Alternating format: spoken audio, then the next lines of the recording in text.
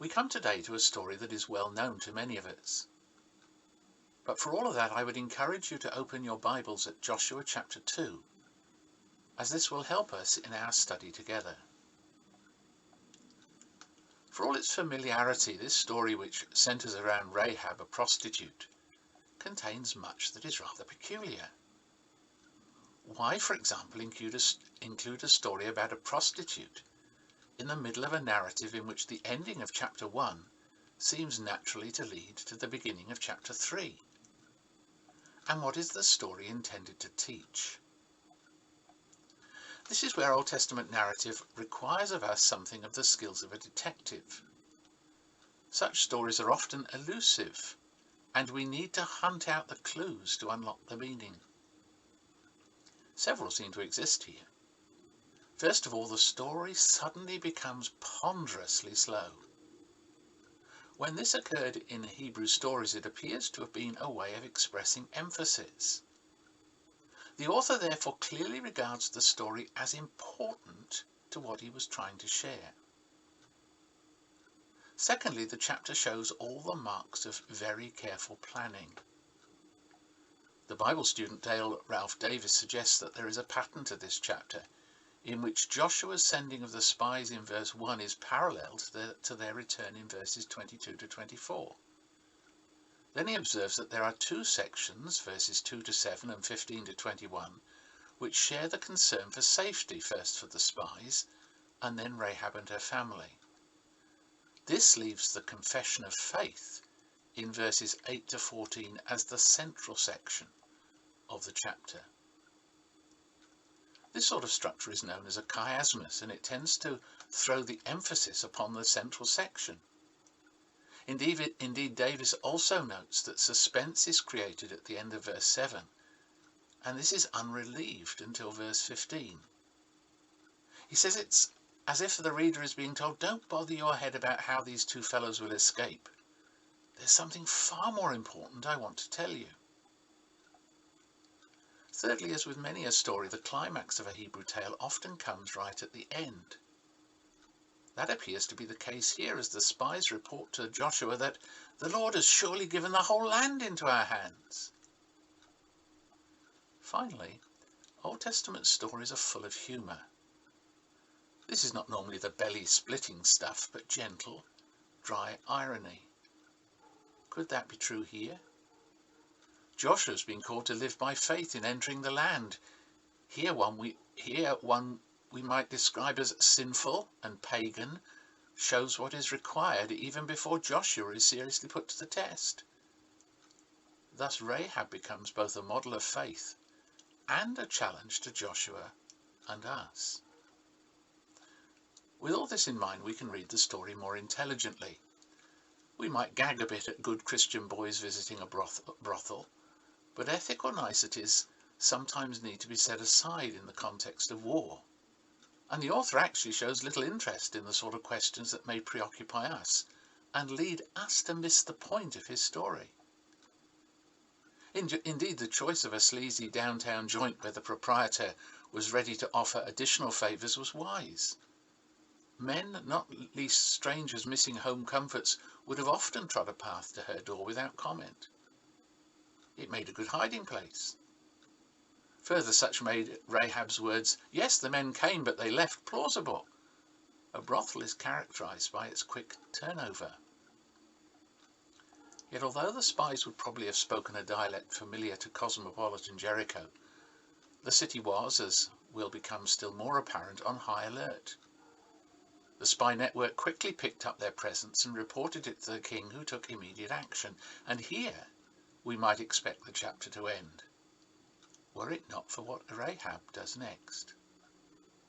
Thus we're told twice that she had taken the two men and hidden them, and then sent the king's messengers off on a wild goose chase. It's often said there is honour among thieves, and perhaps Rahab could further her reputation as a safe haven for other visitors. Was she angling for future business? The sequel that answers is yes and no. Now, in the central section of the chapter, verses 8 to 15, the reason for Rahab's behaviour is revealed.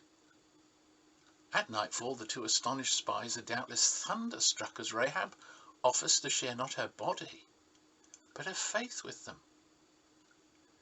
It is possible that her affirmation, "The Lord your God is God in heaven above and on earth below," still betrays a failure to have reached a full monotheistic faith. In the circumstances, her inability to dot her I's and cross her T's is quite understandable. The spies, however, were less interested to check whether her theology matched precisely with theirs. More staggering was her "I know that the Lord has given this land to you." Rahab uses the past tense.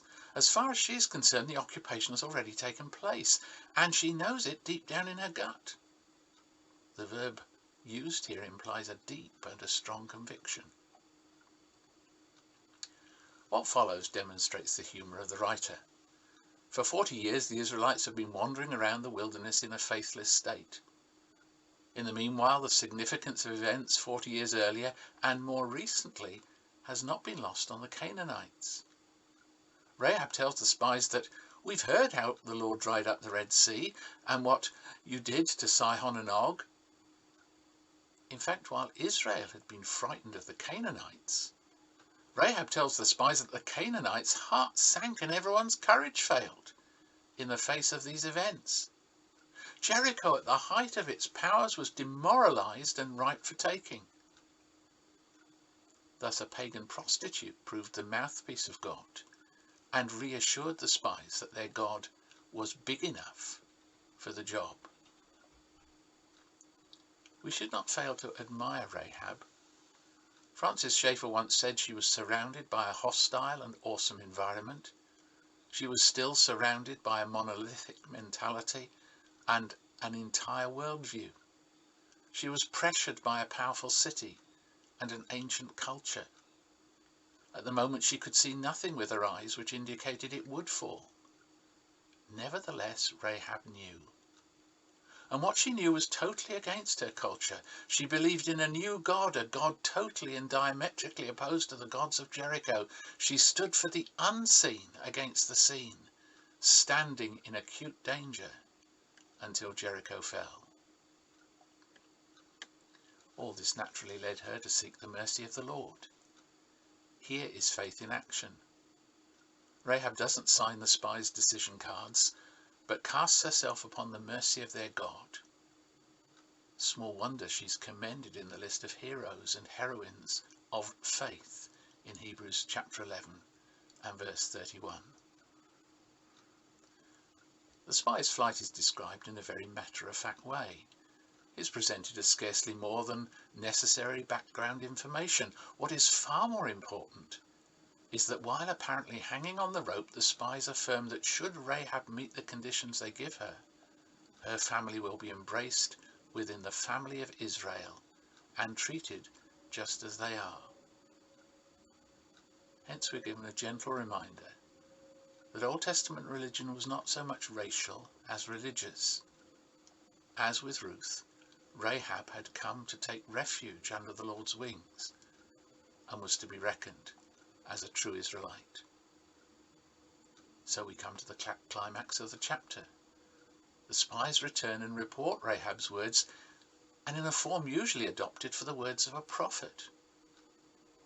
And thus encouraged, Joshua is surely ready for action.